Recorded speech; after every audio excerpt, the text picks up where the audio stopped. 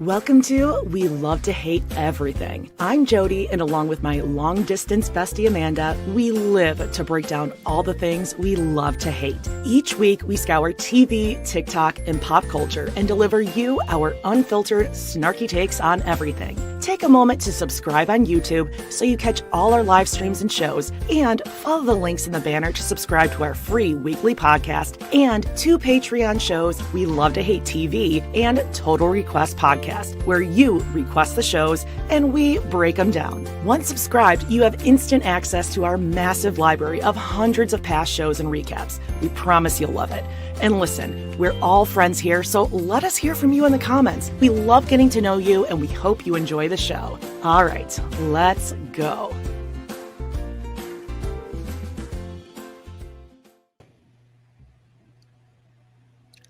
Hello, and welcome to We Love to Hate Everything. I'm Jody. I'm Aminata. At the end of this long week, here we are. Happy Friday. Happy Friday, TGIF, Sister Wives Friday. Yeah. Oh, we are ready. And Paedon has been just making waves this week all over his TikTok. You guys, we have so many videos this week. I was looking at our media. I'm like, nothing really. Well, Janelle's kind of gone off the grid up there in Alaska. She's getting crazy up there. So she's been busy shopping. Yeah. And then we're going to read some chapters from Christine's book. And we're we're taking it easy today because next week is when everything starts, you guys. We got we got Seeking Sister Wives, and then Special Forces, and Sister Wives starts next Sunday. So it's going to be a wild. So this is like our week of just kind of chilling. Seeking Sister Wife. I mean, my God, so much coming up. Lots of good stuff. So please check out our Hot Topic.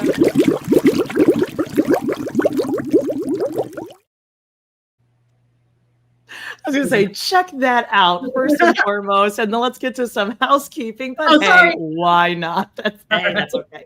Yeah, let's just jump right into it. So I personally love our girl dinner this week because I'm sorry, I do. I like checking out the prison pen pal website. So sorry about it.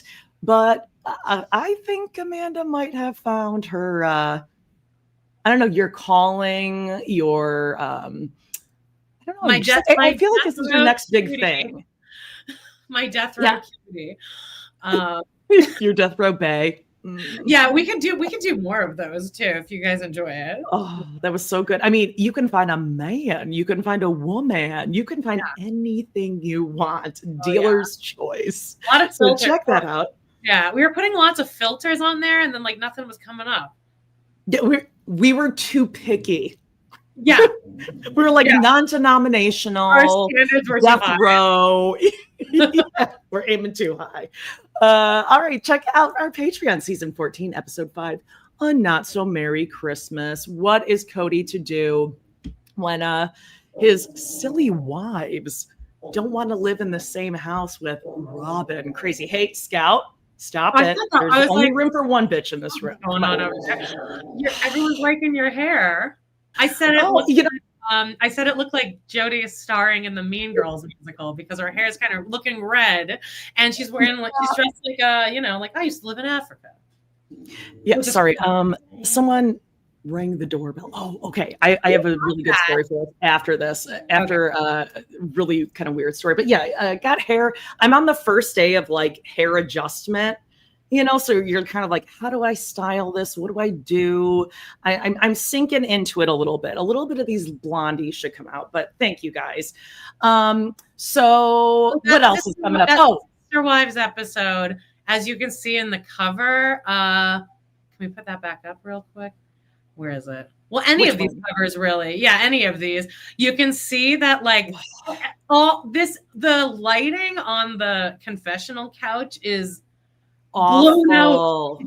They really the contrast is really high. It's a bad season for all of them. Especially on Robyn. You can't tell as much here, but like when Robyn does her singles,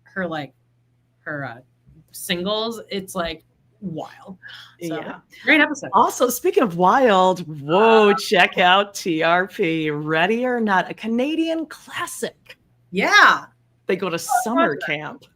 It was actually a good episode. It was so Canadian, though. Nice, gentle So 90s show. Very Canadian. Uh-huh. And I think, yeah, that's it. Oh, really quickly, when you're... And check out Hot Topics. There we go. Check out our Hot Topics episode on your free feed. Leave us a 5-star review, anything you like. We really appreciate it. And just to let you guys know, we're going to be doing like a little bit of a rebrand in like a week or two. So you'll kind of like just see some just little minor changes. Nothing big. Just freshen up, Yeah, you're going to see these mugs. That's right. Really quickly, when you guys are done here today, you can wait an hour, take a little break, and then you can head on over to Pod in the City on YouTube. And we're going to do a live stream. And today we're covering that episode, the finger bang episode. Oh gosh. Hey, where do we find Ready or Not? If you just type in Ready or Not Canadian TV show, there's actually some weird Google Doc site that has like all of the episods. You have to watch it on free. You'll find it. You'll find it immediately. It's like that's the only option. It's not on like a streaming service or anything. Yeah, I think that's it. I mean, let's get into Brown Town, right? Are you ready? Are you ready? So ready. Brown Town. Everything's waiting for Pooh.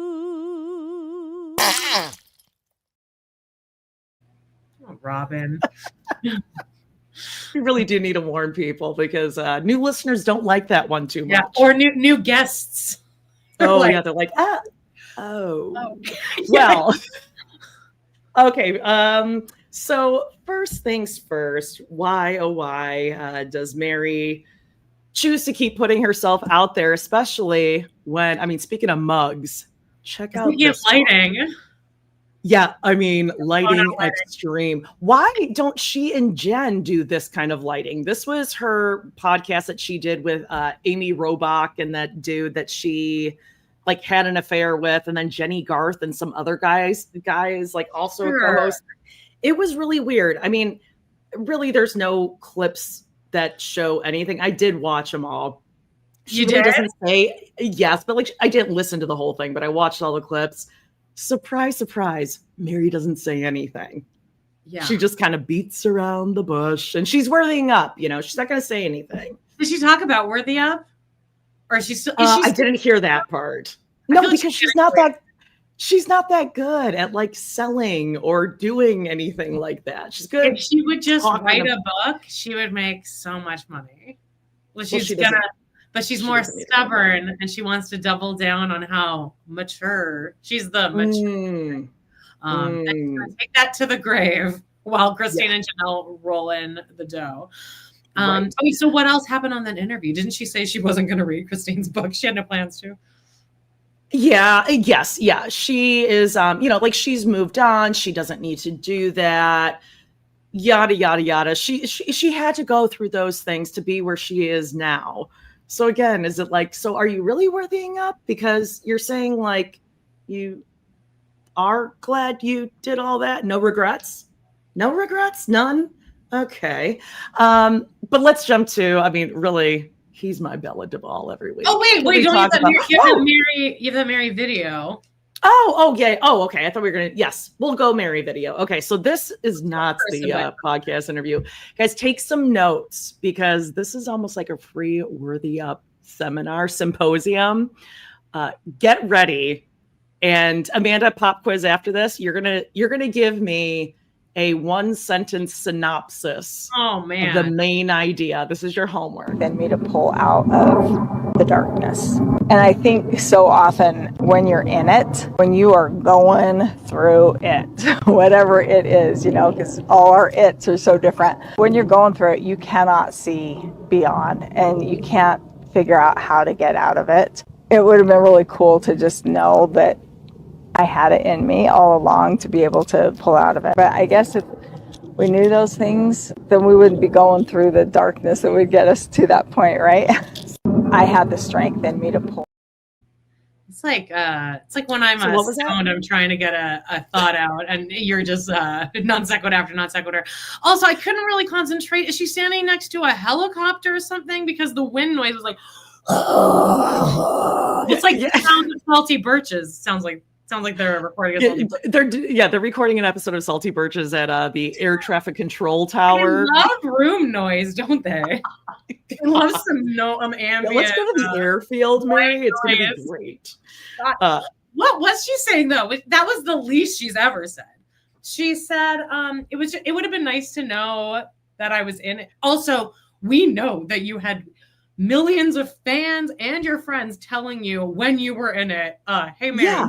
Happening to you right like, I mean, it would have been nice to know that I was in it when I was in it, right? But I mean, I would have gotten out of it earlier, but I wouldn't have gotten out of it. So I mean, honestly, Jackie Overton was trying to get her out of it. At the very least, what's his name? Sam Smith, Sam Shepard, Sam Cooper. Oh yeah, DB Cooper. That's right. At the very least was like, this sounds like you're in a really unhealthy marriage and maybe you should leave. I mean, everyone had your back, Meri. Yeah. Also, she just did a classic Kody where she started out somewhere and she was a little overconfident, and then all of a sudden, oh shit, how do I make this plane land? Am I glad I did it? Everything happens for a reason, and I needed to do that to get where I am, or would it have been nice to know and I could have done this earlier? Well, okay, here's the discussion though.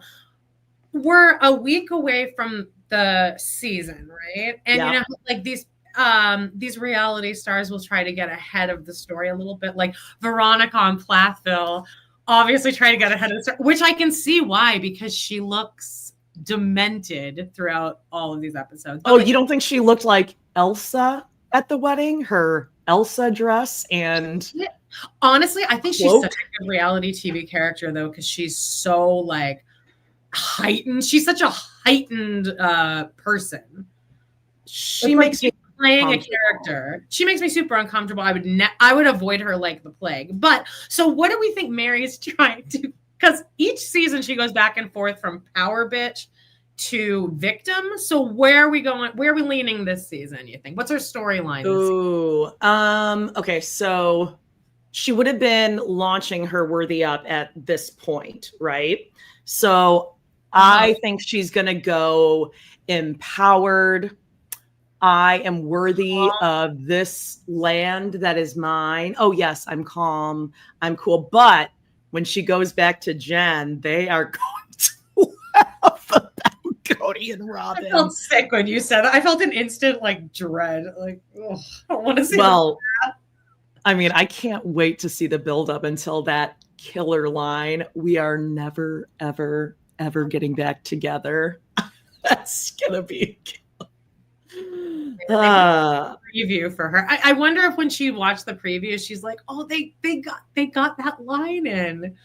Yeah. Now, I actually did have another Meri video, but it was set to music. But I'm going to encourage you all to go and check out her. I think it's on Instagram and TikTok, and it's her playing with Zona. Okay. Well, there's two of them. There's like one mashup that's like a day in my life, and it's the last 3-4 things she's posted, just clips of it, set to This Kiss, which is a bizarre choice. I don't like that, babe, because that's one of my favorite songs. Oh no, sorry, not This Kiss.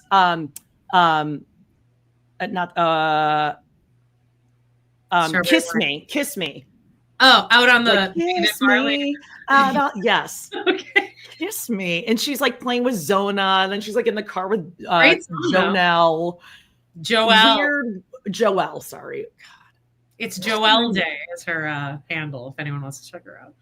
You know why I said Janelle? Because I had a college professor. It was like theater for teachers or something, or dramatic theater or something. And we would have to call her Janelle because she was like a cool teach. And we would do something, Snake Eyes, Akimbo. And that was one of the moves, Akimbo. And that was like the first time I learned Akimbo was from Janelle. Oh, because that's actually what Akimbo means. Yeah. It would be like something, like you do like warm-ups, like acting warm-ups. It was like something, Snake Eyes, Akimbo. Yikes. All right. So I missed that. All right. But anyway, okay. So the one where she is playing with Zona, she's on like a creek side. She's throwing a stick and she's like, oh, Zona, we just love each other. And I'm not joking when I say Zona is running away from her. Like Zona's like, give me the fucking stick. She throws the stick. Zona gets the stick and starts to bolt off into the forest. Like, I'm fucking out of here. Zona just got back from like an loved intensive. it. Wasn't Zona away for like a month? She was like away doing like one of those Cesar Millan intensives. Oh, because she's like a naughty dog? Maybe. Do you think Meri lets Zona sleep in the bed with her? Well, yeah, but who wouldn't? Do you though? Or do you think she... Oh, maybe I not. mean, we also thought she was nice to the kids, and as we found out... I never thought she was nice to the kids, for the record. I mean, I hate to say it, but I could maybe see her getting a little too handsy or aggressive with... Yeah, she gets irritated easily. Yeah, I see some swatting happening, and that kind of scares me. Is that the last Meri thing? Because if we're still on Meri, you guys aren't even fucking ready for this Salty Birches video that we pulled. Oh God, this might be the most insufferable. So let's do it. And you know what? Less than a year Smash into that like, give us a little thumbs up. Just get ready. Smash that like, you guys, and also go leave us a 5-star rating and review. We'll never see it, but that would be great. Less than a year into their podcast. Well, no, it's not a. It's a lifestyle. I don't know, the mics would indicate podcast. State of mind. Salty Birches is a state of mind. Well, less than a year into whatever that is, they have put together a top 5, not best moments, but I think it's just funniest moments. I think we're supposed to vote. Is that what was supposed to happen? I think we're supposed to vote which one is our favorite. Which one is the funniest, you guys? Get ready. Everyone's edging. Come on, don't make them suffer. They're saying, let's go. Right, we'll play Give it to them. It's gonna just, for anyone just listening audio, it's gonna just sound like a lot of gobbledygook. And then they write words over to let you know that, this is the segment where we're talking about banking. I think banking is one of them. That's one of our quirks too, is banking. I would imagine we're a little funnier though. We'll tell you guys what the words are after we play the video here. So put them in your head. Here we go. Are you playing it? Oh, I can. Yeah, I'll press play.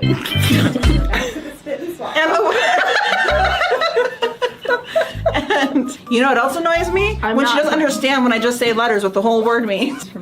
From Utah. If you're in my bank account, you do not get to comment on what I spend money on. But do I get to comment on what you put in your calendar? Yes. Yes! You can comment. So Mike is not going to. I guess as long as you don't tan your butt. I can't even say. I don't know how that would even work. I don't even. Just don't overthink it. Just don't overthink it. Your face. Maybe he's so upset. As long as you don't tan your butthole. What does that even mean? What? Not one out of the top 5. Not one of them was even remotely like. I didn't even get like a sigh. Like just. What were they? They were banking. And then something with our calendar. Random laughs, annoying each other, and then one was each other's sentences. It was talking in unison, and they both said the word Utah at the same time. So, and then tanning, where Jen said, "As long as you don't tan your butthole," and then Meri took a second, thought about it, and then laughed, and then that ended the video. It was about 10 seconds. So, Jen does Meri's banking. Like she's her business banking person. I don't know if I would want like my employee, my best friend, who's also my employee, also looking at my banking stuff. right? Yeah, Sarah Sweet says don't overthink it. I think that is kind of what the whole thing is just don't overthink it. Actually, you know what? I think like most people are probably kind of funny if they are at the right amount of drinking or the right amount of high, except Meri. I think like it would just be Meri to the exponent of Meri, and it would be. I want to. You know what I mean? Like you know what she would be? She would be like Lin-Manuel Miranda on Drunk History, where she's playing it up, where she's like, I'm so drunk. I'm gonna go to the Salty Birches Instagram and see how the voting is going. Meri says, how do two so immature people find each other?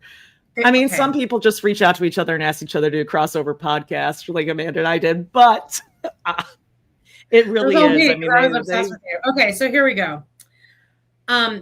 This was posted how many days ago was that? Because we played that on a recording. So it was like at least 4 or 5 days ago, right? Oh, okay. So that's when it was posted on Instagram. 39 likes. I'm just gonna go ahead and click on the comments for you guys. A whole 39. Wow. Yeah. That's actually. What does that say? No comments yet.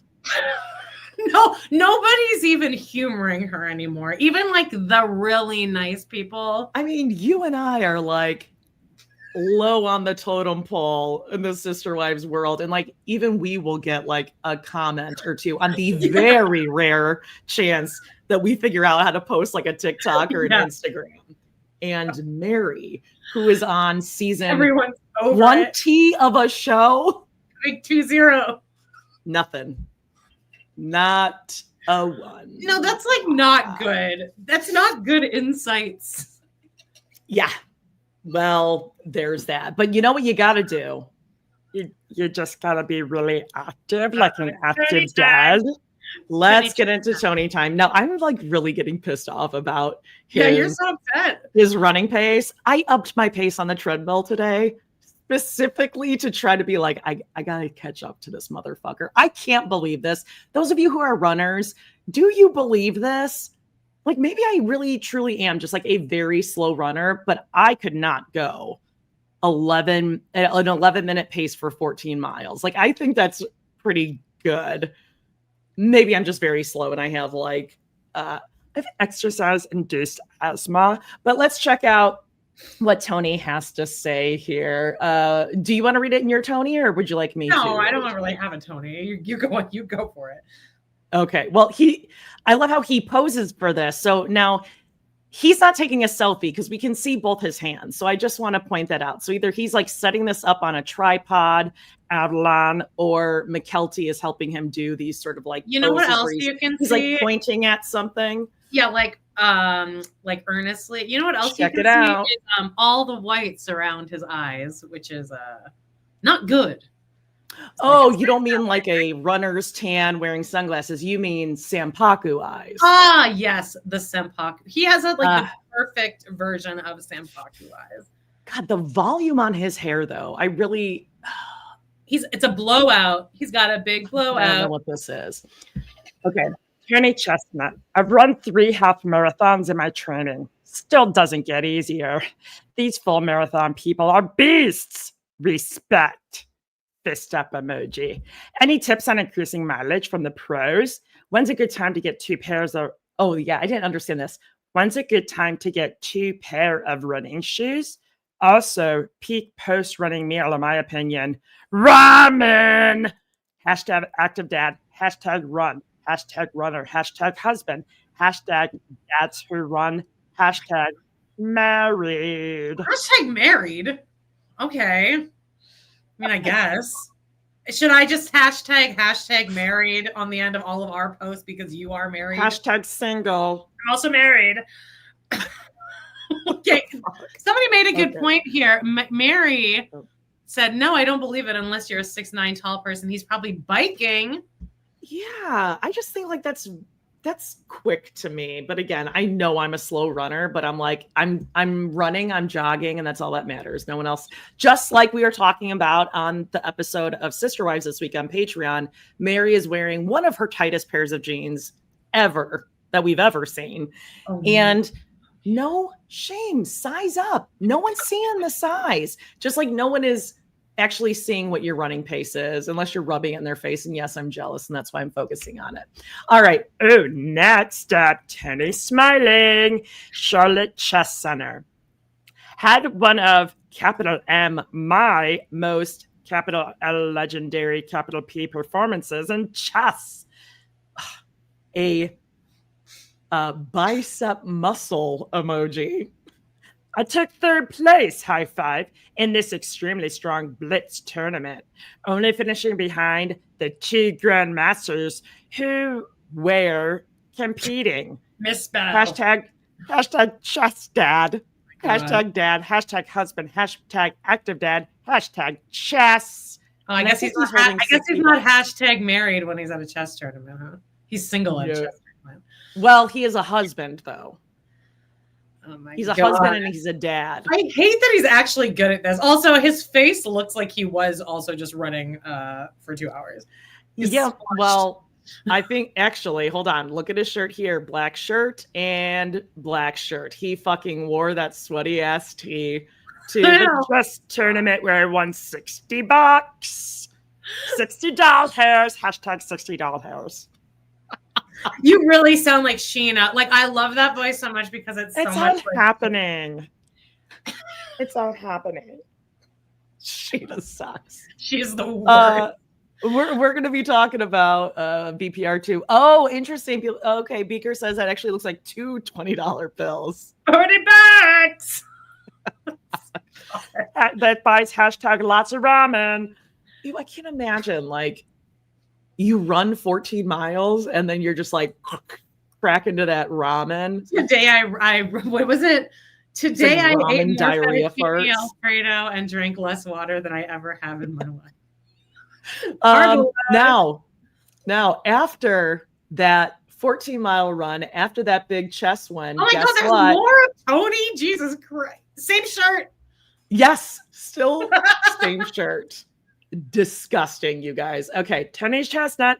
After a legendary weekend, this is how we choose to celebrate. I know not the healthiest, but you gotta have a treat every now and then, right?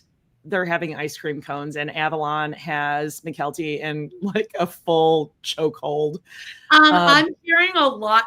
Apparently, Avalon makes a lot of surprise appearances. No, what? And they let her stay for longer than the novelty. The novelty's worn off. Overstaying the welcome hashtag. Yeah, I mean, she's definitely like fingies are in the food. She's way too comfortable around adults. No one checks her. She's little Tony, little Mykelti. I just wanted to follow up on the hashtags because we got some new ones. Too. Hashtag family time, hashtag husband and wife, hashtag marriage, hashtag active dad, hashtag 3 kids. Hashtag 3 kids. I'm not searching that hashtag. Sure. Let's have fucking 3 kids. So yeah, big week for Tony and Mykelti. I don't think we have any TikToks of them, but we do have some of the other kids. Do we want to jump into that before we get into the ladies and Kody? What's the ladies? We have Janelle, Kody. Okay, yeah, let's get it. And then and then make sure we have a listener submitted question that we're going to open up the floor. Okay. It's such a good question. Okay. Let's do my buddy, my birthday buddy, White Power, Paedon. Careful. All right. Now, God, which one do I want to do first? Okay, I'll do this one where he's real proud of his, he's real proud of mom. Oh. So I am currently visiting my mother, and I am going to be doing a few things here with family while I am here. And okay, so mom wrote a book. It's a really big deal. It's kind of impressive that she did this. However, that's the view she has been writing with. This is the view that she has been seeing. It is a huge deal. It is absolutely incredible. She talks about a lot of things in here. I don't personally intend on reading the book. I'll give a lot of reasons. I'll give a lot of like, well, this, and the other. But like, let me be so clear about this. One of the major reasons I have no intention to actually read the book my mother wrote, because it's a big deal that she did write a book. She talks about hers and my dad's physical relationship, and I told her, Mom, I have no intention to read that. And she's like, Paedon, it's like 2 paragraphs. And I'm like, Mother, dear mother, that is 2 paragraphs too many. I have zero intention to read anything about that. So while I am a huge supporter, and I think it's absolutely amazing that she hit #1 New York Times bestseller, she had that view to do it with. So I'm like, are you a great author? Are you a great writer? Or was the view incredible? So I Oh my God, that went on and on. It almost seems like he's piggybacking onto his mom's success to get a little bit of attention, huh? But don't wait. Sometimes he personally needs help, though. So if you guys want to watch this and reach out to him, here you go. Okay, so some news and a question because I need some advice. I am here in Utah because I'm coming to a wedding. He's my best friend. He's an amazing, wonderful human being. He cried for Gare, and that's a big deal because he never met Gare, but he met me. He knew me, and he cried for Gare, and that's really big to me.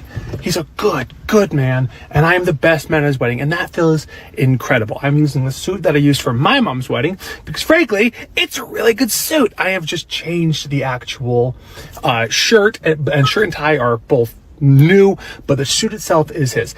Now here's the question. He has a beard. His beard is kind of scruffy. It's not long. It's a solid beard. It's not long. It's not majestic. It's a scruffy beard. It's a bit thicker. It's definitely thicker than my beard. And my question is, should I shave this off? Because this is not amazing or incredible. I have to go and get a razor, but it'd be just a lot easier to be like, dude, you have a beard, I have a beard, we're gonna be taking photos together, and I need to shave it. I definitely need to shave this. Never mind, nobody answered a single question, but I appreciate all of you for letting me rant. Okay, so Oh my God, that really went on and on too. I was imagining like if I was dating him and just having that amount of like energy around me all the time, I think I would turn into a shell of myself. Yeah, Like, I was just gonna say he's exhausting. He's Kody. It's like really. I just don't like. He is his parents' child. Like he Christine is like that too, for sure. Yeah. He got all the most. He and Mykelti got all the most obnoxious parts of their parents. By the way, speaking of like the Christine and Kody's physical relationship, I guess she says at one point that like she was gonna just like have like talk about the wedding night and like not mention the sex. And I guess there were like friends of hers that were like, you absolutely need to talk about that. You need to talk about the massages because like that's context. And I'm so glad she did. Oh God, yeah. Especially the massages because the massages is such a. I believe it 100%, of course, and it says so much more about Kody. And when Robyn talks to her later in time about the massages, that says a lot too. All right, now there is one more Paedon video. Sorry guys, but we got to keep up with the Browns. All right, now you can thank me because this was actually a 3-minute TikTok, but I fast forwarded it. I'll just fill you in on the part. He went to the wedding. The wedding was good. Is it the wedding he was talking about with the beard? Yeah. How long were those other ones? Because those felt like 5 minutes. 1:11. A minute 11, a minute 13. All right. This one's a little shorter. Let's go. Okay, let's do it. Now this one's a little artsy. Hashtag black and white. And I came back and I got in my truck and I'm at my apartment and I'm like, what amazing motivation to lock in. What some seriously amazing motivation to lock in so that I finish these books because these books are done. The books are done. I am looking for a publisher. I am looking for an agent. I am looking for an illustrator so I can self-publish. I want an agent, but I am willing to go the hard route. What a method and a drive to lock in so that I can visit those good friends and that amazing family whenever I want instead of waiting to be approved to take vacation time. Just, you know what? Go, because I will write on the road. This is my motivation to actually write these books. This is my motivation to actually lock in. And I thank all of you for being here on this journey with me. I truly appreciate it. God bless all of you. Okay. Like, for real though, that one was seriously unhinged. In my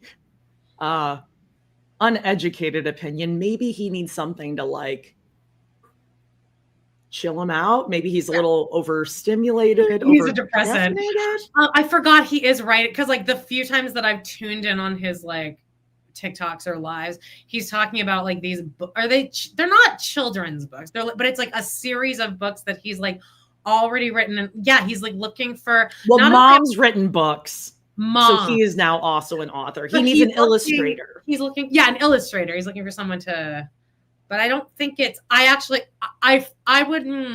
sensing that they're probably like children's books, but like for adult, like, what's that called? Like, what's like it a graphic called? Novel? Not a graphic novel necessarily. Young adult? Yeah, young adult, but it gets like nasty. Like I bet it's like teen books, but like it's like real. It's like it goes far. It's like Euphoria High meets Twilight. Yeah, because he likes, what is it? He likes like little goth girls, but he also wants them to be super submissive, and he needs to use lube. Remember that? Yeah, I think he when he went to the store and was buying lube. Like, what's that called? It's like a type of like writing where you like take like The Simpsons and you like turn it into porn, or like fan fiction. Yeah, I guess fan. No, I don't know what I'm thinking of. Adult themes, porn. Adult, yeah, everyone's agreeing. Yes, I think I think his mind could go really dark. Oh wait, I got it. Paedon would be the guy that would still to this day, I know why I think this, because he already did. He would be the guy, remember when like AOL first came out and there was like the little sound clips and one of them was like Donald Duck like having an orgasm or something, and it was like, oh, you know exactly what I'm talking about, right? That was the joke he told me, wasn't it? I was just gonna say, I think that's why it's in my head that he would find it really funny. Oh, okay, hold on. Casa says is it hentai? Is that the type of writing? Probably not the word I was thinking of, but Casa's our literary genius, so please. Like erotica. Okay. I think erotica's more. I don't even know what I'm talking about. I'm thinking of Nick. It's something whatever Nick Weiger like listens to or like watches or reads. Okay. Anyway, Paedon. Guys, do we think Paedon is in this live? I mean, we are friends. No. Happy birthday. I think he might be trying to like score some stimulants or something, but can you imagine him? Actually, I wonder if he was on cocaine, if he would really mellow out. Because like Robyn Williams said that he would like chill when he would do cocaine in like the 80s. Well, that's like people who have like ADHD, like when they take stimulants, it actually like needs like Ritalin. Because he kind of does have Robyn Williams energy. Also, equally as funny. But he is like if you sat down to interview Paedon, he would be jumping up and like running around and doing characters the entire time. Yes.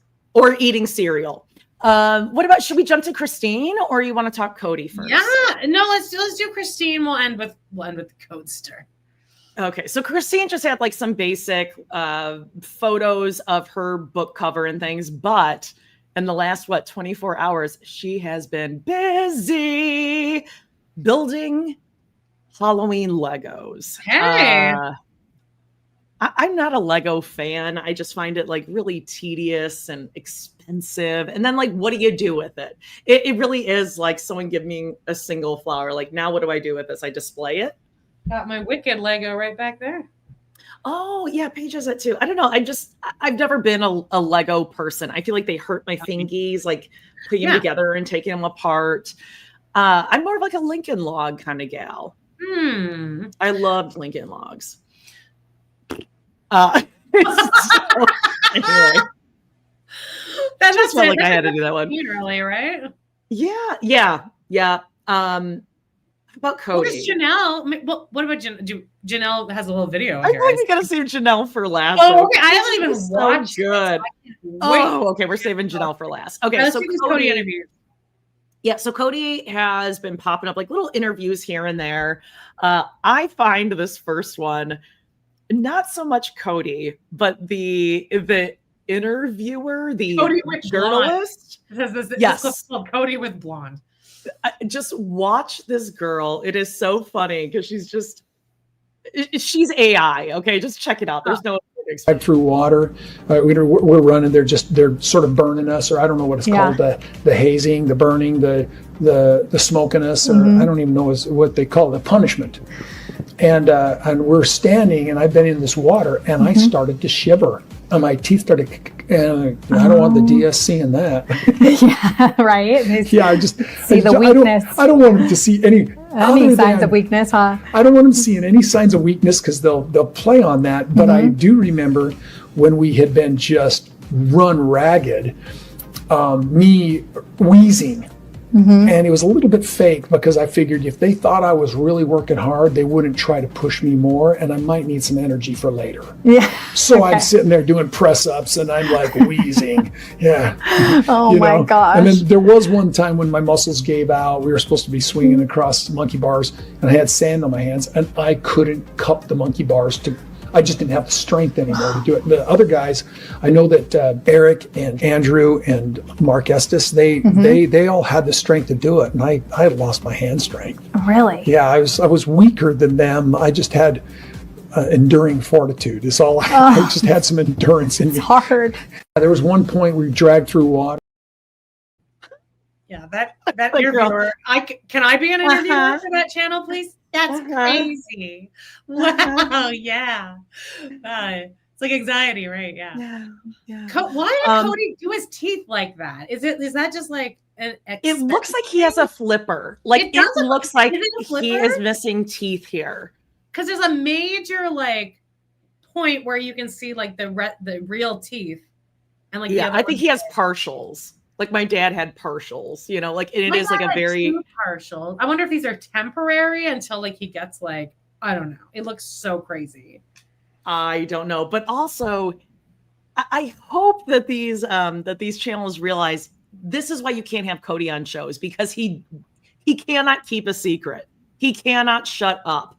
It is like, thank God they don't do things like this for seasons of Sister Wives coming up, because he would spill the fucking beans. Yes, he would let it all go. Too much information there, because he was way too much information. He was saying like what things he was in and who was there with him. Like still on with him. What an idiot! Yeah, you can't do that with like special forces. That's the whole thing. Like, when are they going to tap? Who still is in it that long? And he just talks and talks and talks. Next Friday, we have Psych Legal Pop on with us to discuss the very first episode of Special Forces. I'm going over to Daphne's house on Thursday night because she's got cable, so we can watch it together. I got to watch it with Daphne. We can laugh. I'm so scared he's going to do well. No. Well, I mean, it's telling that he said like he had to fake. He's being a big baby, faking wheezing so that they would feel sorry for him. And his teeth were chattering. And I'll tell you, I mean, I've watched all the seasons of the show, and they don't give a shit. They don't care. I mean, they like on, I think it's season 2, they go into like a container, like a shipping container, and they fill it with tear gas, and they have no mask, nothing on. And they have to have like their eyes open. They have to answer questions calmly and like recall things. And then they have to like go find their bag, find an escape, jump out it. Like these are legit. Like I couldn't do a lot of these. Kody can't answer questions calmly without tear gas. He's like a unhinged. Okay. I just can't wait. And then we also have this little interview here. Together. Now, I have to read you this quote. So, Paedon Brown joked about your decision to join Special Forces. She said, "We'll just see if his skills are as good as his ego." What do you say back to that? Well, I just like take it for a word. Yeah. Or my skills as big as my ego. I don't know. It was a funny thing. I didn't feel like there was ego flowing through that experience, Johnny. Not me, not you, not our peers. There wasn't ego. There was us all trying to survive together. Now I have to. That makes me really nervous that he did well. Well, I don't know about that, but what I love was that he was taken off guard. He was given a Christine quote. You could tell for a second, he was just kind of frozen.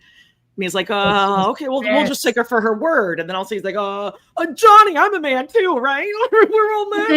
But then he said it almost like he was gonna, like he was like, well, I guess we'll see. Am I? Like he seemed a little too not upset by it that he maybe did well.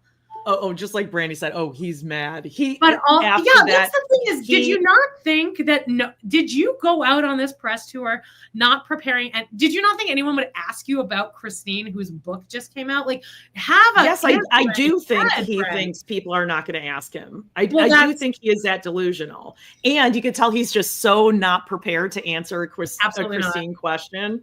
He hasn't talked to Robyn about it, so he's not quite sure. But as he's processing what he's answering, he's getting mad. He's getting real mad. He's going to go take it out on some Pachelbel and a few weights about this one. Oh God, I'm so scared he does well, though. I guess we'll see. Well, I think we'll get a good indication of how they're going to edit him based on next Thursday. God, it's so close. It's all happening. Okay, so. Last but not least, before we get into you have a question Brown Woolies. I have the question. Oh, okay, and the question. Before we get into her book, because it is an actual New York Times bestseller. Yeah, number 1. That's right. So do you want to do question or Janelle? No, do Janelle. Okay. So this is hot off the press. You haven't seen this one yet. It's just great. Okay. This is going to make your weekend. Oh my God, I know I posted about finding a new workout shirt that was longer and lightweight and all the things like a while ago, but I finally found some. I've tried lots that I sort of liked, but I finally found these ones, believe it or not, from Skechers. Go Dry. They're like this very thin material. I had some like this I bought from Old Navy years ago, but I've not ever been able to replace them. They wick. They are lightweight, they give good coverage, and it's like their tunic t-shirt. And they're short sleeve, and then I saw some long sleeve. So I went on and ordered a few more because I got this one on a whim. Oh my gosh, I love it, love it, love it. It's like the Skechers something dry tunic t-shirt with the Go Walk line or something. I'm sorry, I don't have a link. Just go to the Skechers work site. Anyway, guys, if you've been looking, I've tried lots of the ones everybody suggested. I've had some great ones, but these so far, hands down, I put this one the first time and I'm like, this is the one I've been looking. Rebecca says Skechers give her money. Well, they can't because she didn't. They could have easily. Yeah, it's Skechers. It's like the Go Wick Dry. Skechers something. So I don't have like a link or anything, but like her intention was to sit down and literally, I'm going to sit down now and talk about this great shirt, and then that's it. No preparation. It's so good. And by the way, that wasn't me cutting the recording off early at the end. Oh, I just restarted. She's like, I just love this shirt. It just cuts off right at the end. I watched it 3 times because she's really on a good roll there. And then, she's like, it's a wick dry. You can re-record it. And actually, after you record that, when you post it to your story, you can just, even I know how to do this, click a link. Amanda. Pop right on the sheet. She always pops things on. Like that's random. A lot to type. http://www.skechers.com/go-wick-dry-shirt. Let's listen to this question from Maeve. And this is actually kind of Robyn. So we're covering all the sister wives here today. I think this is it. Here it is.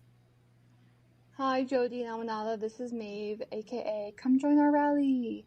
And I have a question. If you guys could have Robyn just sitting there and she would have to confront a scene from the show and actually address it, watch it and then address it, whether it's kicking a dog or swatting Truly away or crashing out over the Vegas house prices or Dayton going to school in Arizona or never having a job, what would you force her to address and why? Because I have many thoughts. Thank you. Love you guys.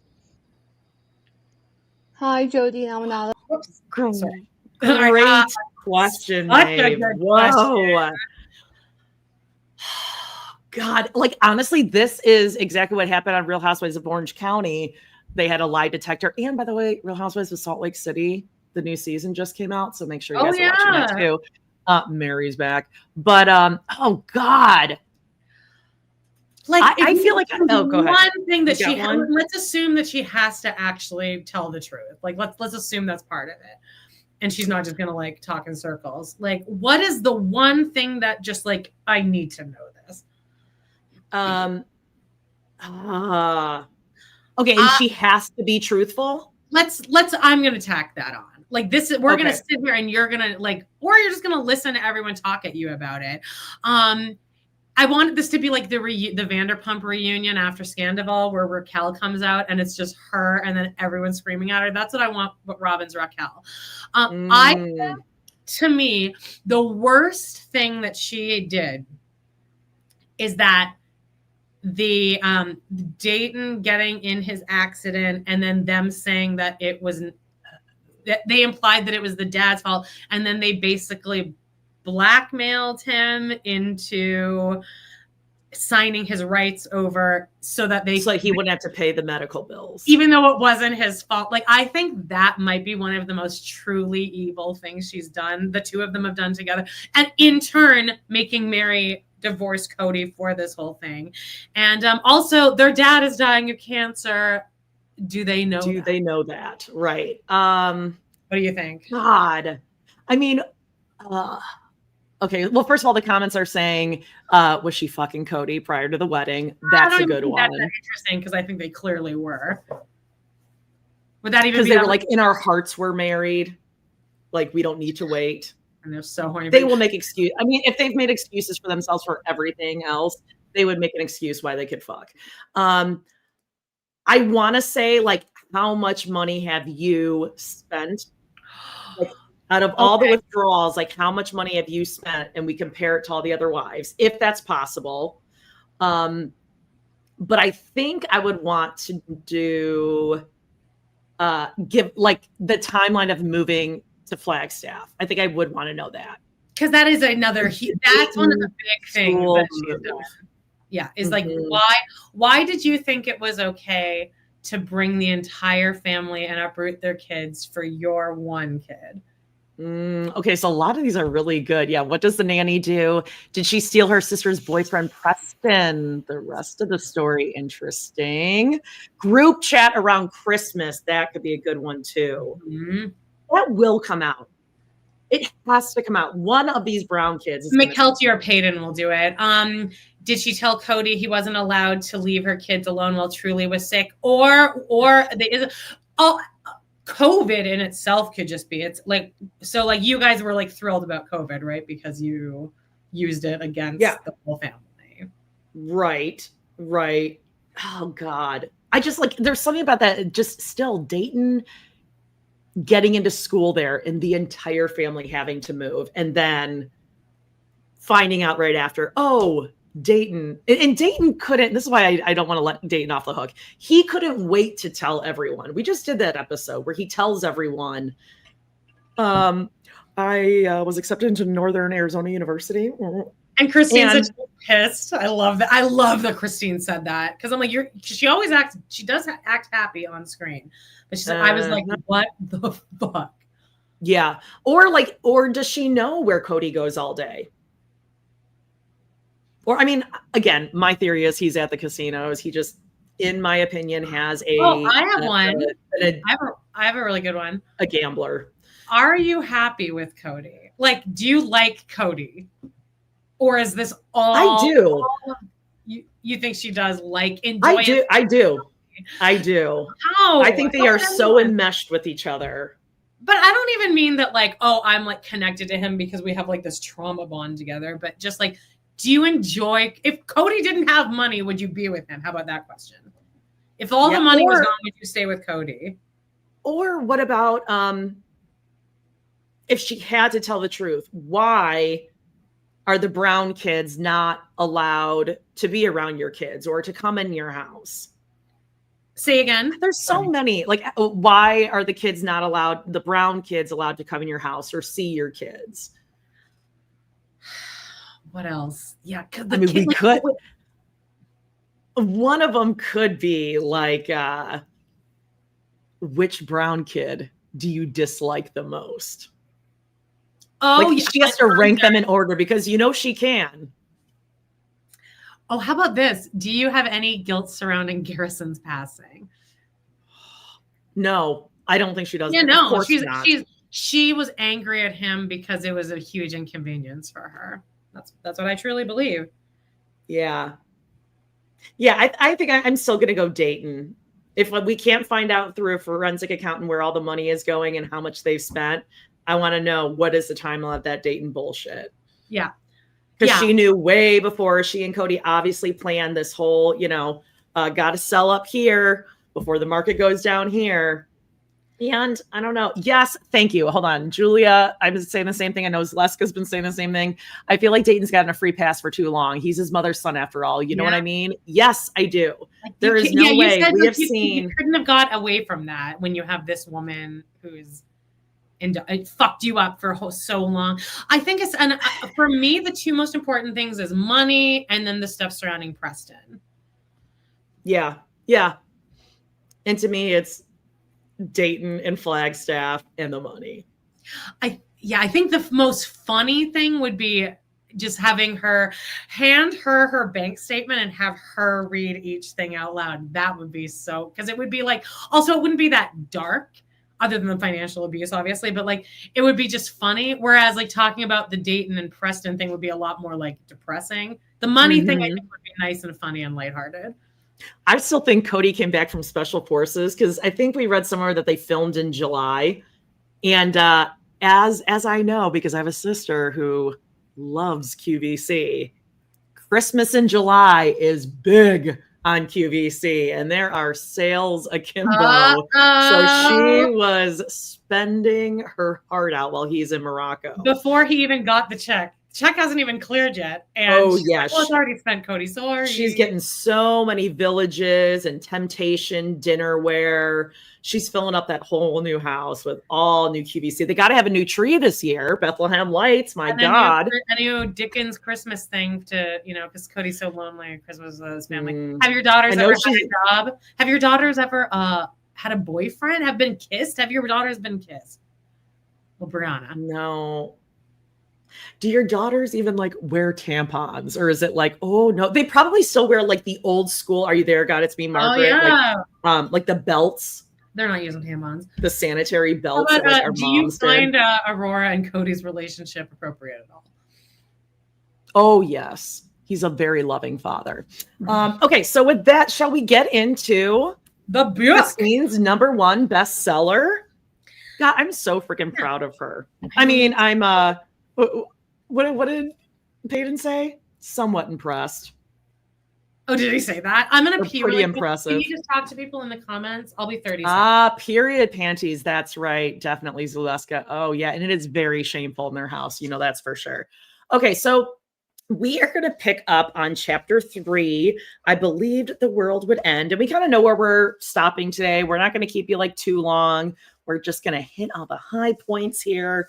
But again, I mean, God love her. Audiobook is great. Do an Audible free trial, whatever you need, or just listen here free. So I'm going to jump in while Amanda does her like world record kind of pee.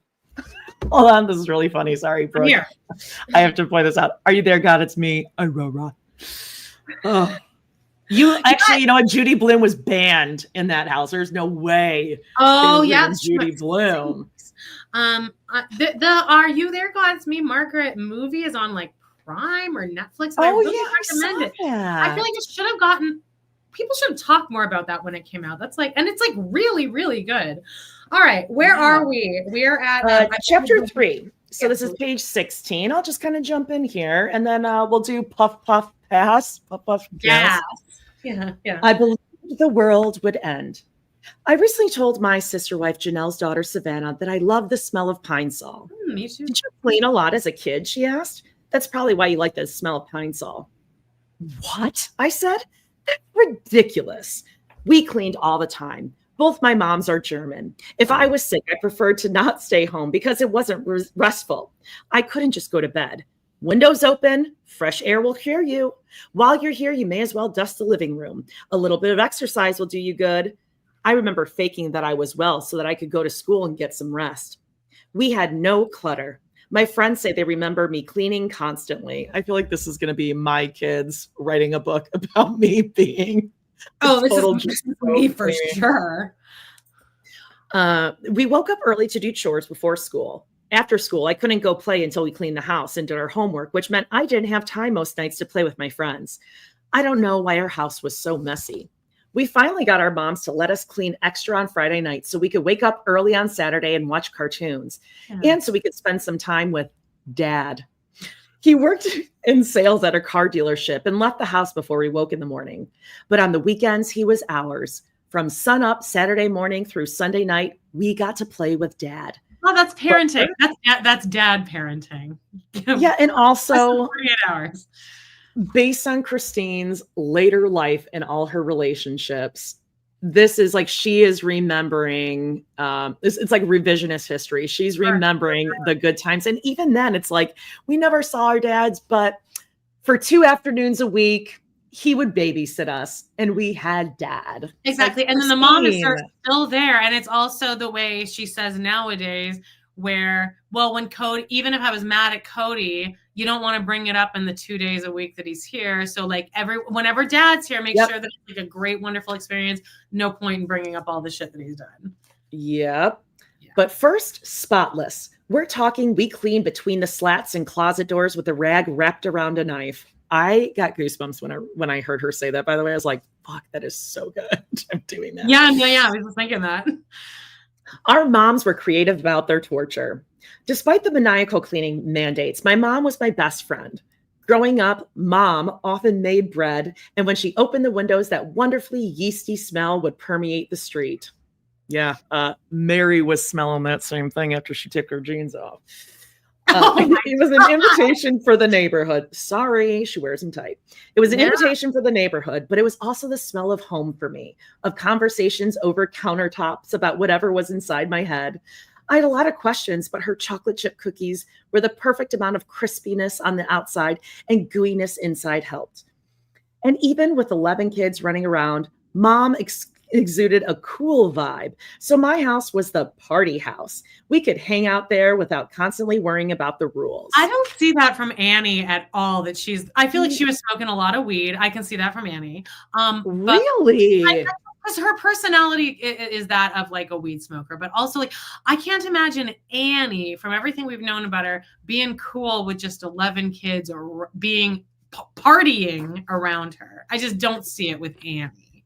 Yeah, I don't think I think Christine is for her own mental safety or peace of mind. Like this is what she's choosing to remember. You know what I mean? Like, for sure. I mean, I'm sure there's certain things that are idyllic about your childhood, but this is like a little bit too sugar coated, which is kind of like how Christine's kids talk. And also the yeasty bread thing. My Mormon friends growing up at the end of the block, they always had like fresh baked bread. It was like a daily thing. My mom makes homemade bread. It's like so good. It is a great smell. You know what? My mom also made wine a lot, like in my like later years living there. Really? And so like in like my dad's office, and so there would be like these huge jugs of like fermenting wine, and like, I mean, I love that smell. That just like, I mean, that like shows a lot. You're like, yeah, before my parents got divorced, my mom was just like wine barrels after wine barrels. She doesn't do that anymore because like, yeah, she like, we just always had wine at that house. My mom's wine. She'd like print off labels and shit. Oh, interesting. Yeah. I mean, Annie was obviously like too cool for this group. Even too cool for Christine, let's be real. All right, go ahead. Your turn. All right. In fact, Mom loved to bend the rules, especially to accommodate joy. Our fundamentalist church opposed everything from pierced ears to Christmas. Some people didn't even celebrate birthdays. That's ridiculous, Mom would say. My grandpa's wives, see, she says my there, my grandpa's wives, many of whom lived within sight, followed the rules about holidays more strictly than my mom. We grew up in Taylorsville, which is a suburb of Salt Lake City. Its parks, shopping centers, and highways, just like any what? It's parks, shopping centers, and highways, just like any other metropolitan area. Is that an incorrect sentence there? Yeah. Oh, all right. But it's also Like, a it is Mormon. It's also a Mormon metropolitan area. In Utah, the Saints have developed their own culture from green jello, like what's his face? This guy. What's his name? Tony? Oh, No. Colton Winder. Colton Winder. He likes the green jello. I really like this angel food cake and whole unpasteurized milk. It's really my favorite. Not too Green spicy. jello to red punch to saying, "Oh my heck." Well, that's from to celebrating Pioneer Day, and Halloween is considered good family fun, so people go all out. Monsters, cobwebs, and pumpkins line every sidewalk, and hordes of children. Mormons have a lot of children. Trick or treat in the Latter-day Saints wards, where everybody knows everybody, and there's no fear of razor blade laced apples. Or apples, because handing out apples for Halloween is rubbish. Unless they have caramel on them. They love their caramel apples. Robyn bought those ones from online for that one scene. That Jenga scene. That really natural. They're probably Mrs. Printables. David Venable on QVC. If you know, you know. In any case, we felt like we were missing out by not celebrating all the holidays. But one Halloween morning, when we came down for breakfast, we found both of our moms sporting green faces and pitch black hats. They served our orange juice with dry ice in a cauldron. They made us green pancakes, and they cackled and laughed all the way through it. It's one of my favorite memories as a kid. It's cute, right? It is. It's way more, I don't know, normal, non-Mormon than I thought. We never did anything like that. Okay, I adored having two moms. If I felt frustrated by my mom, I could go to my other mom, and she would listen to me gripe while encouraging me to think about something from a different angle. Because she wasn't the mom I was miffed at, I could usually hear what she had to say. When I was 15, I even traveled to Europe for 6 weeks with my other mom, spending time in Belgium, France, Switzerland, and Austria, as well as four weeks in Germany with family. For a bit, my other mom lived in the other half of our duplex, so only a wall stood between us. At some point, my mom moved across the lawn into another house. Oh, shit was going on. And my grandpa lived in another little house in the same area with a couple of his wives. I had aunts and uncles all over the place. We used to call it the compound, but only among ourselves. Funny. I don't think outsiders would have appreciated that bit of dark humor, but my family was fun and funny. We call our family the compound, but it wasn't a compound, guys. We're funny. We're being funny about it. It's yeah, funny. you guys. We're not like that. It's not. I'm pretty sure if like you call yourselves funny, like you're probably not as funny as you think you are. Also, sounds like you lived on a compound, though. Right, it's an actual compound. While I questioned the things that scared me, I didn't question plural marriage or our faith.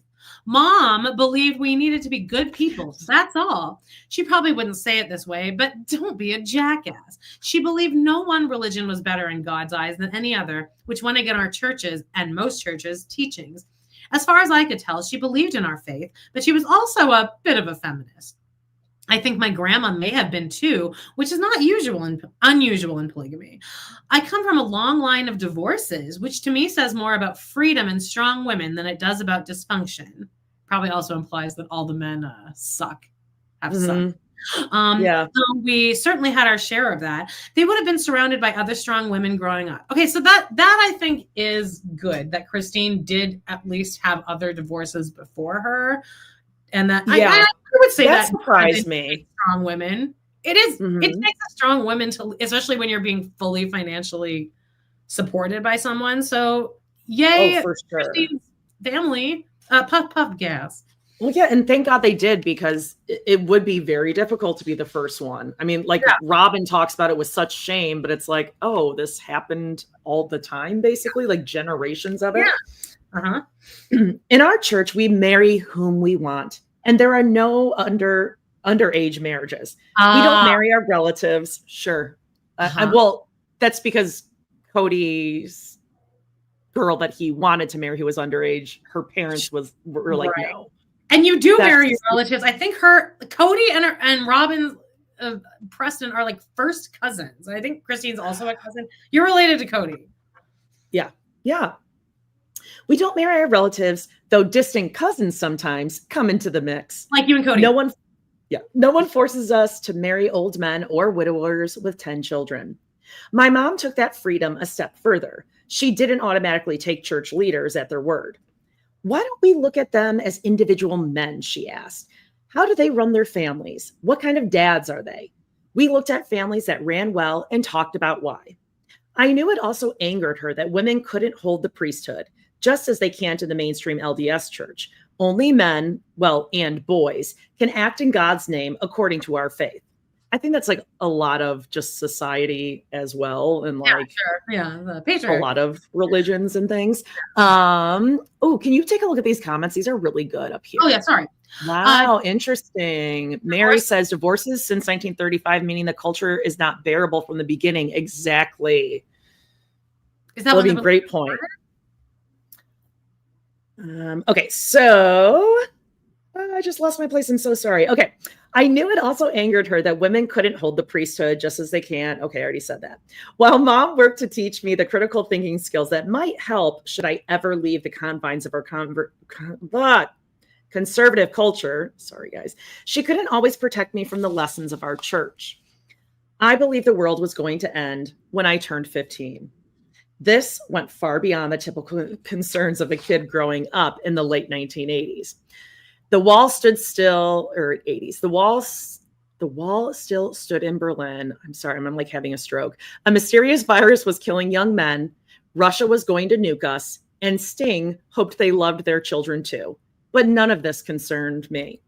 3 ladies in our church led our Sunday school and youth classes, and they filled us with terrifying lessons about the end of the world. It would end during the 15th year of my life. They were specific about it. We were told we didn't need to worry about college because who needs an education for the end times? Somehow it was still important that we planned on marriage and babies. Good girls were pious and none of us wanted to be left behind. It sounded terrible. Wars, plagues, locusts, which is like all on Coyote Pass, actually. Mm-hmm. We all knew that Mormon crickets don't mess around. We needed to purify ourselves. There was no time for AP history. They taught us. Oh, yeah. Sorry, a lot of there's a conversation in the comments, which I do agree with, is that Christine doesn't actually leave, and Janelle kind of does, but Christine did not leave because of the way Kody treated the kids. It was ultimately because of the sex, because he said, I don't ever want to have sex with you again. She technically probably should have left. Final straw. And then also like the moving to Flagstaff thing. Like Janelle should have left there too. I think it's a lot of stuff. I mean, I lived in a sexless marriage for a very long time. And like, it's like when you're in it and you have a sick kid and like your energy and concentration is going to that. Like you're not even in the right headspace and timing. It really is everything. That's like excuse it, but I totally agree. They taught us that we needed to meet Christ before we died. It made no sense to me. You know what this is? Rubbish. This is going to be about the first of 1,800 times you hear her say rubbish in this book. She said it already. She said it a couple pages ago. Rubbish. Rubbish. I'm not even going to think about this. Life is stressful enough without worrying about locusts. But it added another fear factor to my life. Even as I tried to reason my way out of it, I worried I would be found lacking and that I would burn in hell and that it would all happen before my first kiss. I felt like I was a bad person, and I wasn't. I was so wholesome looking back. Even if I hadn't been wholesome, I was just a kid. What God sends kids to hell? End days felt pretty judgmental, which mom and dad taught me was wrong. If I did make it to heaven or the celestial kingdom in the first wave, what would happen to everybody else? Is that love? Good luck with the plague. Dad, I said one evening, I think the world's going to end when I'm 15. What are you talking about? He asked. Well, that's what I'm learning at church.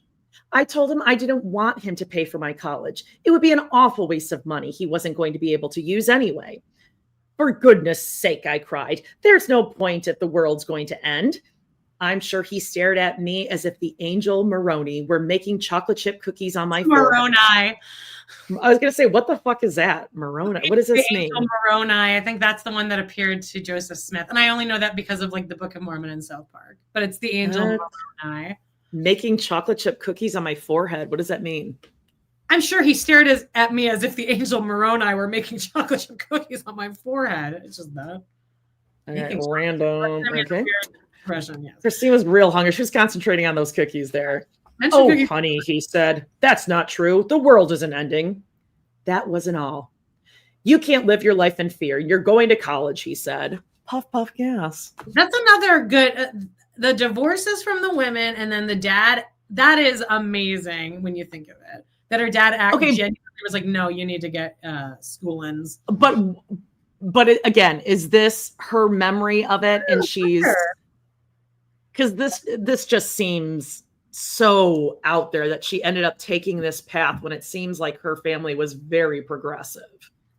Yeah, because then it's going against a lot of the stuff that I'm sure she'll say that too, that I had to lie a lot on Sister Wives about how great things were. But yeah, it is seeming like she's coming from like the most like left-leaning Mormon family ever. Yeah. Okay. Where were you? My friends plan for the future, right? Right in the middle of page 21. While my friends plan for the future by avoiding it or planning their weddings, my sisters all earned an education. I trusted my dad. His advice has always been good. He believes you should never burn a bridge. You should always maintain good relationships with people. That is certainly not what I live by. I'll tell you that much. Yeah. You should always maintain good relationships with people. When you get a wedding invitation, you go. When there's a funeral, you go. He speaks softly, has no ego, and loves people. And like the rest of my childhood, he's a walking dichotomy. Dad reads Revelation, which is terrifying, and he believes it. But he didn't want me to worry about the world ending amid trumpet blasts and fouled rivers and robes dipped in blood for my 15th birthday. Look, you just got to prepare yourself. Live your best life, he told me. You just have to believe in Jesus. You need to treat people like you would want them to treat you, like Jesus treated people, and then you're going to be fine. I had so much to learn. In the meantime, the church ladies didn't stop preaching that I should prepare for the eternal flames of hell. Finally, I told my mom. She freaked out. She made a couple of phone calls and the ladies disappeared from our Sunday school classes. Polygamy, PTA. Oh, Annie laid the smack down on those bitches. The church leaders themselves continued to teach end times from the pulpit. I didn't know what was real. Next chapter. Oh, okay. So I think this is going to be our last. This is a pretty short chapter before we stop for the next section called Sister. Is that right? What do you think, Amanda? Well, yeah. Let's see how fast this goes. All these chapters are super short, so we could go to page 38. Let's just see how this goes. Okay. Do you want me to take it away or you want to keep going? I'll keep going, actually. I was really feeling it there. All right, chapter 4. No girl wants a story like that. Lewis Carroll through the looking glass. Just gonna say you sounded like Holly Madison. Alice through the looking glass. You guys have to listen to Holly Madison's book, by the way. It's really good. Spoiler alert, the world didn't end on my 15th birthday, but in my mind, it ended soon after I turned 18. Kody Brown, who is 4 years older than I, entered our church like a storm. He converted to our faith. His parents became involved with my church while Kody served his 2-year Mormon mission in San Antonio. The more he talked with his parents and spent that, and so when Kody talks about in college, I'm pretty much sure that he did not actually attend college. So when he says that, he's referring to when I was college age, which Robyn does that as well. Right. In theory. Robyn took a math class in college, meaning she counted out some change at the store once. Yeah. And college means I was 18, 21. Yeah. Which is also when Kody said that he lost his virginity. The big pants. We saw them in the same pair of pants as Ken. We saw where their hands started, but didn't see where they ended. He converted to our faith. The more he talked with his parents and spent time with the leaders of our church, the more he felt called to leave the mainstream LDS and join ours.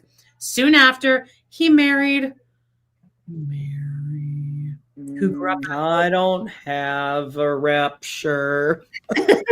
On our end, everybody in our church liked him immediately. He led our youth group activities, such as hiking and camping, and could speak about the teachings of our religion in a compelling way. And he was cute, with electric blue eyes and perfect blonde 80s hair. My sister went on a survival trek with the church, and she said her group referred to Meri and Kody as Ma and Pa. That's really cute. I know when I was 20, I would want youth calling me Ma. Only 2 years younger than you, too. 2 to 3 to 4 years younger. My sister, you have to meet Kody, my sister enthused. She was right. When I met him at church, we hit it off instantly. I have never met anyone like him, and I love that he was outgoing, adventurous, and funny, dynamic. I didn't toss that word around often, but it suited him. Sociopath. Yeah. That's what that is. And you've never met anyone like him because it's not like a normal way to behave in public. Like he's like, yeah, normal people don't act like him. Yeah. That's why you're really noticing him. Right. At around the same time, I struck out on my own. At age 18, I started community college and moved into an apartment with 2 roommates. That didn't work out as well as I had hoped. We were all church girls, with one being a cousin and the other probably also being a cousin because the family tree in a polygamous church is more of a weeping willow than an oak. Everyone's related through a mom or a second mom. The new apartment was close to home, so I could hang out with my family, but I still felt independent. Almost. One of my roommates insisted on knowing where I was all the time. You need to check in, she said. Let us know where you are. Nope, I won't be doing that, I remember saying. I don't want to check in. We spent most of our time together anyway. When I wasn't with them, I was with people from my church or my parents. It's not like I was meeting strange men on the internet like Meri. Yeah, I know, I was just going to say it. She does have some jabs in here all throughout. Oh, There's some subtle ones and then there's very obvious. That would come much later, she said. Oh, she must be referring to David.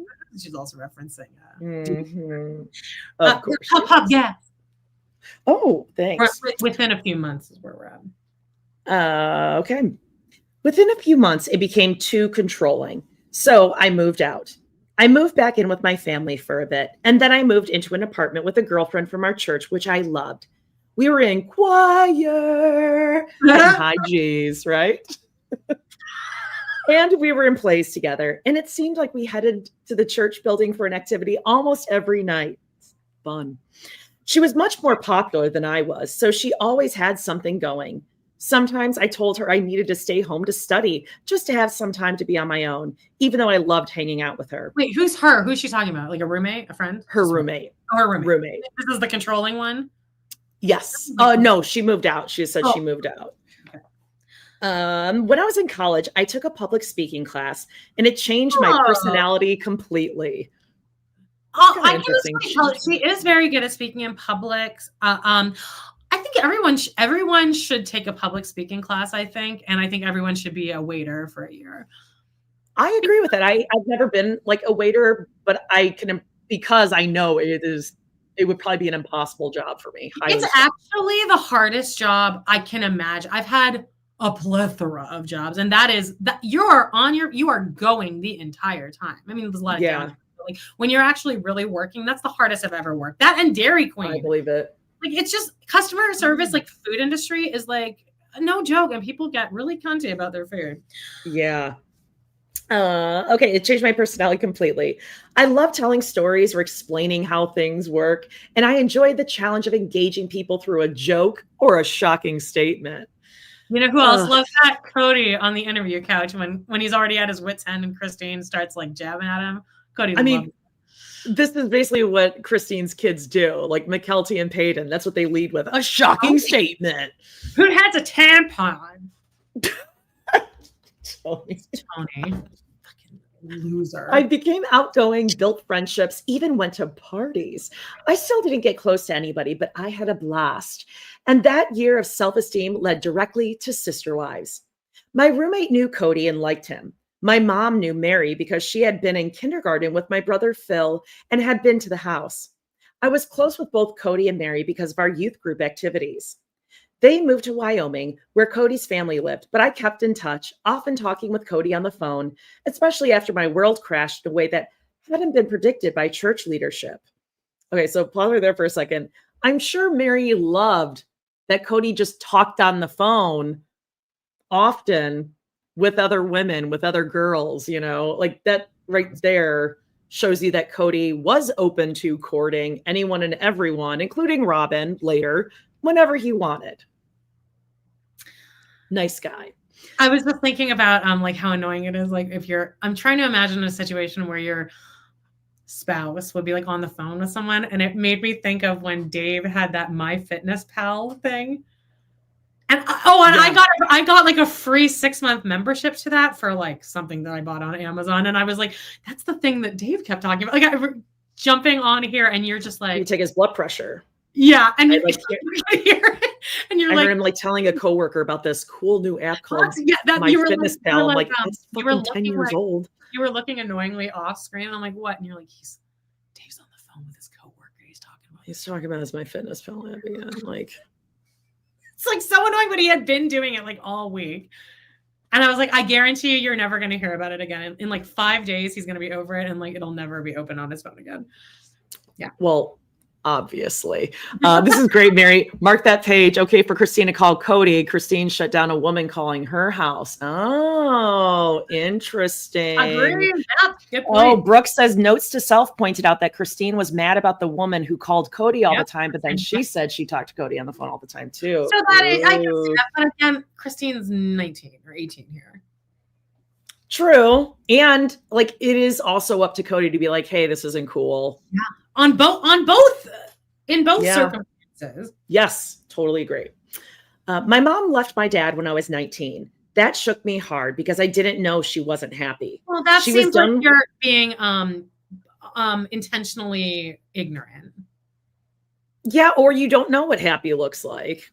Or you're not really thinking about like your parents' happiness at that point either. You know what I mean? Like you're kind of oblivious to it. But I knew my parents weren't happy for a while.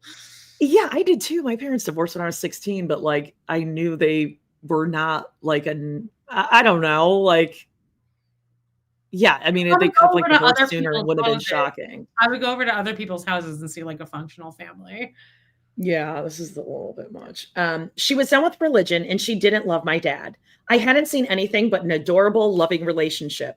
But if I had been paying attention to the lessons she taught us as children, I would have understood the signs had been there for much of my life. I don't know about that, Christine. Again, she's not that observant. When she left my dad, she also left the church. Before she left, she taught us the Book of Mormon was an incredible book. And Captain Moroni, you got it. Okay. Moroni served as an example of everything I wanted in a husband. He was brave, strong, and a leader. He held a banner of liberty and motivated his army to serve for justice. I loved that guy. While Mom taught us that ours wasn't the only religion, she also said it was the only right religion for us. This is what you were born into. So this is what God meant for you, she would say. This was the rock my life had been built on. When she left, I realized it must have all been lies. And I still lived with her. In our religion, it's hard to know what to do with people who leave. Maybe it's like that with every religion.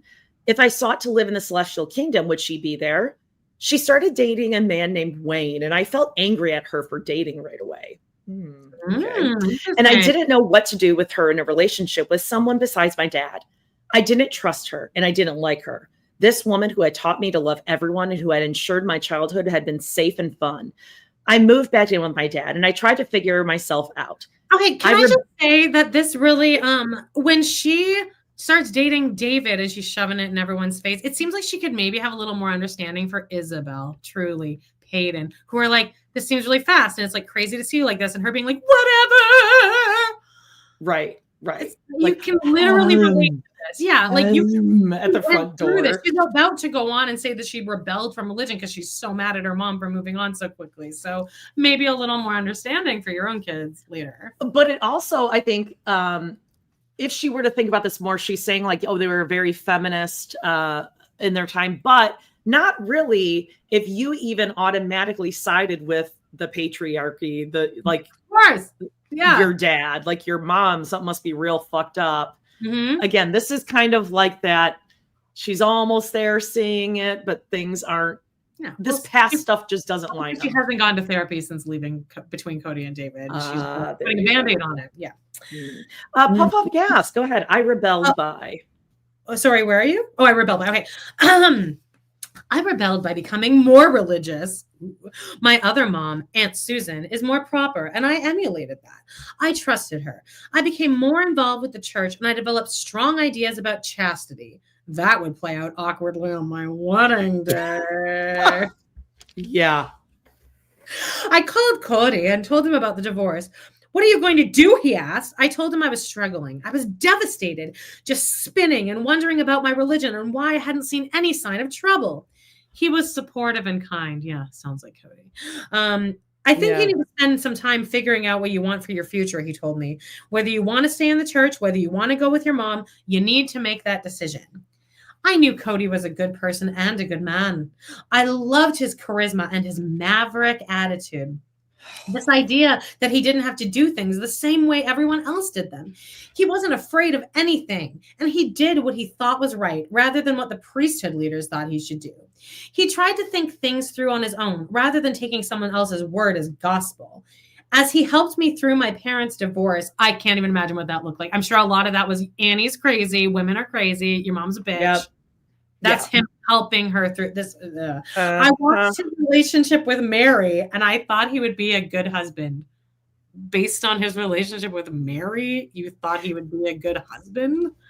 Well, what she's not saying here, even now as she's writing about this, she's saying like, Kody wasn't afraid of anything. He wasn't afraid to tell me that like he thought the priesthood was doing wrong. And so Kody's basically saying, oh, I'm smarter than everyone in the church. And I thought you were so double. I can't believe that.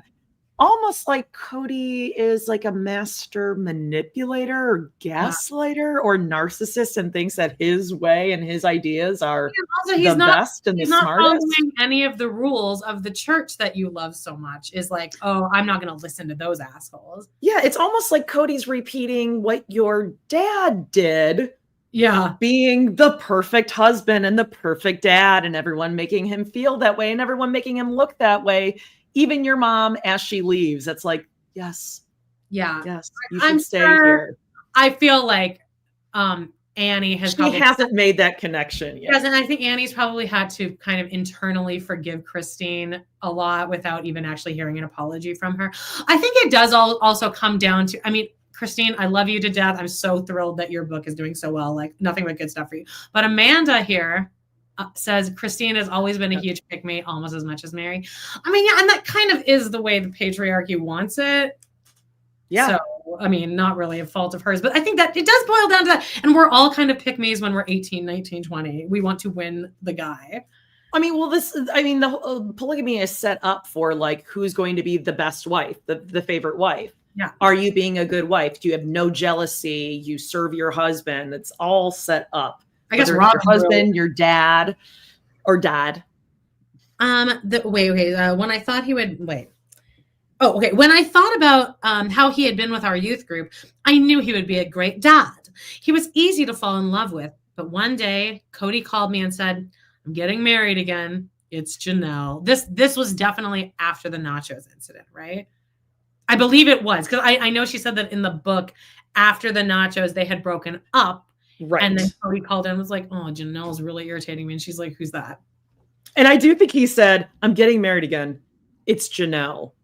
Because as Janelle talked about in Becoming Sister Wives, she said basically Meri and Kody brought her into the family and married her because she was like their landlord and she was like in a better financial situation. They could have a place to live and Janelle could just foot the bill. So it's Janelle. Not I'm in love. We're getting married. Janelle. You know Janelle? Janelle and I had been into some of the same parties, but we had never met. The news bummed me out, both because I thought Kody, Meri, and I were friends, and they hadn't told me, though it's not unusual for these things to happen quickly in our community, and because I was crushing on Kody. But it didn't break my heart. If he took a third, it could be me. I didn't want to be the special wife because then I put a wedge in an established relationship. I'd known since I was 17 that I wanted to be the third wife because the family would have worked through all the kinks as they brought in the second wife. Yeah. That's for sure. Yeah. What could go wrong? Yeah. Smooth. I thought I would have two sister wives who would become my best friend, or at least would help me become a better person. In church, we learned we could be monogamous, but that it would be so much better to live a plural marriage. And because we had been born into that church, we had an opportunity that most people didn't get. We would be exalted in heaven for living by God's true intention our whole lives. When you live plural marriage, you get to live in the celestial kingdom and be with God and Jesus for eternity. Who wouldn't want that? I would also live with my husband and sister wives for all eternity, them and my 10 siblings and my dad and my 2 moms. That hadn't worked out with mom leaving dad, but everything else would surely fall in line with my version of God's plan. Puff, puff, gas. Wow. It's like wild. By the way, your comments are all amazing. We're on page 28, just in case you're following along. As it turns out, falling in love with someone who already has 2 wives is complicated.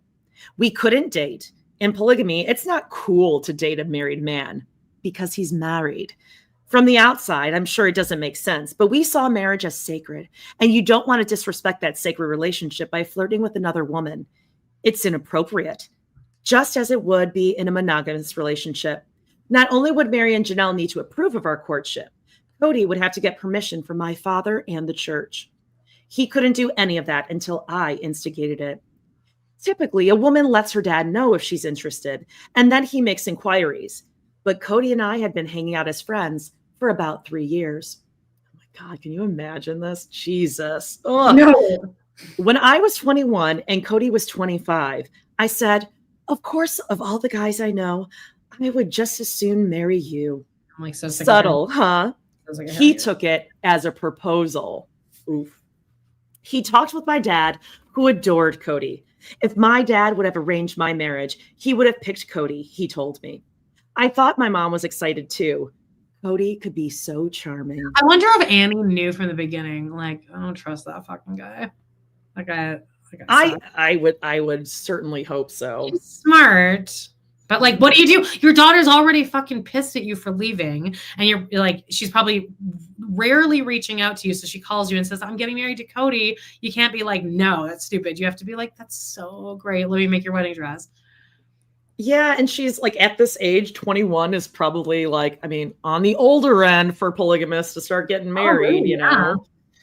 And let's not forget, Kody is like, I do think he has some like sociopathic tendencies. So like I totally see this.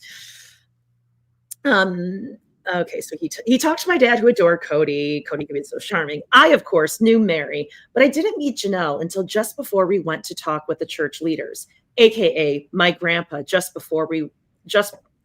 my grandpa and his brethren. She was so sweet about the whole thing. The church leaders approved, and we moved forward with our 3-month courtship, which was an awful lot like it had been hanging out for 3 years.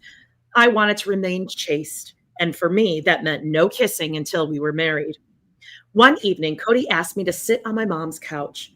My sisters ran amok as he came in with a romantic proposal. Oh, God. Okay, no. This is really... I just read the next line.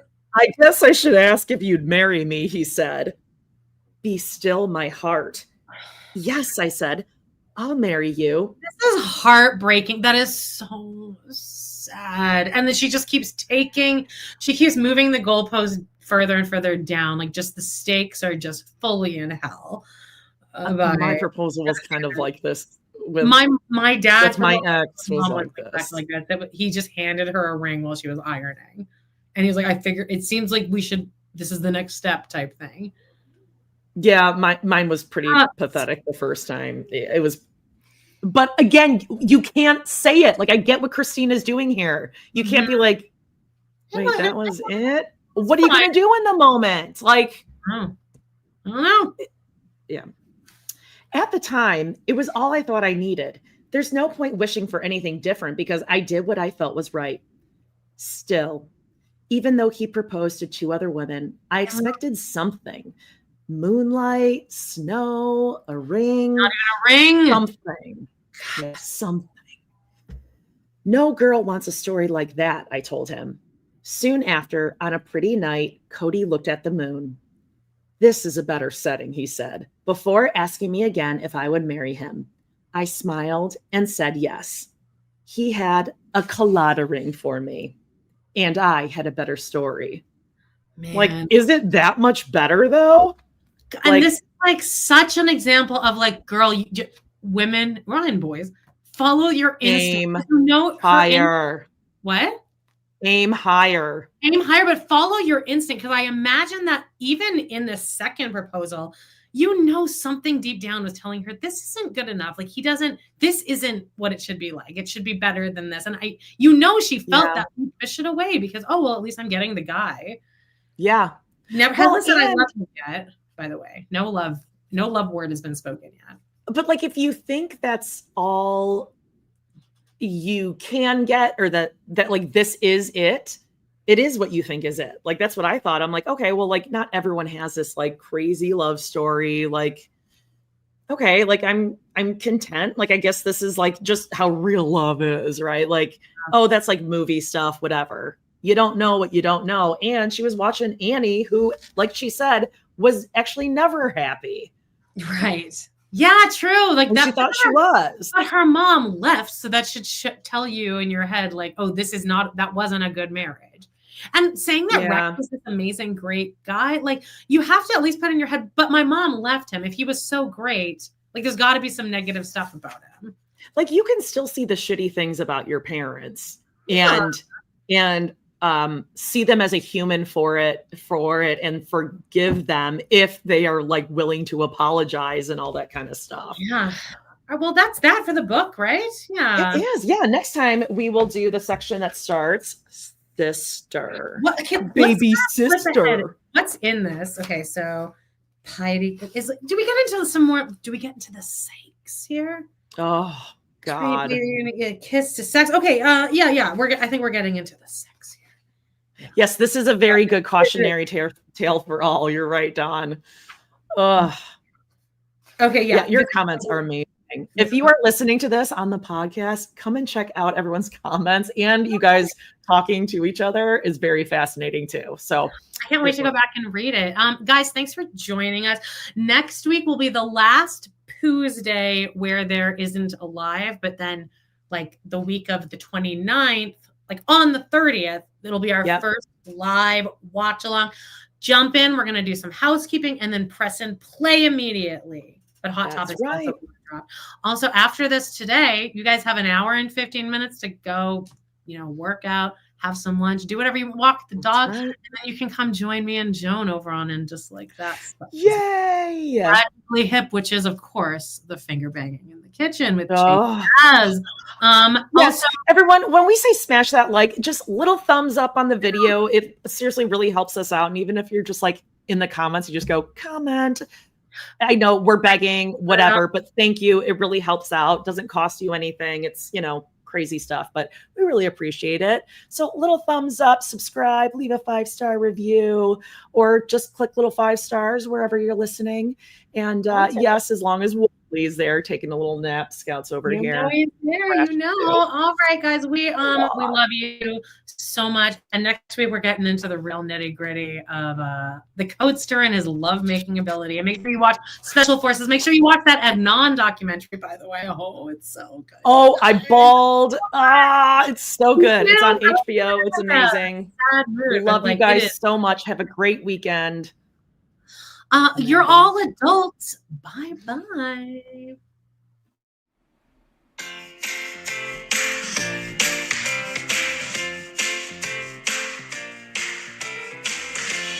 Well, guys, it's been a blast. Thank you so much for joining us today on our We Love to Hate Everything channel. Please do not forget to hit that subscribe button. Give us a like or even a comment, and click on that bell if you want notifications, because you never know when we might pop up and go live. Please check out our other 2 podcasts on Patreon, where we snark on even more TV, movies, and pop culture. We got Total Request Podcast, that's patreon.com/trpod, and We Love to Hate TV, patreon.com/love to hate TV. Thanks again, and we will see you next time.